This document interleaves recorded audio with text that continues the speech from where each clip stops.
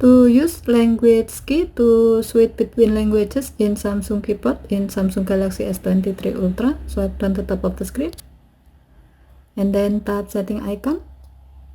Scroll down the screen to find general management. Tap general management. Tap Samsung keyboard settings and then tap languages and types. Tap language switching method and then select language key.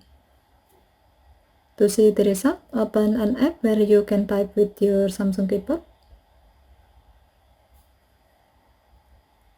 Now you can switch between input languages you have added and enabled in your Samsung keyboard by tapping the language key or the key with the globe icon until your Samsung keyboard display the language you like to use with.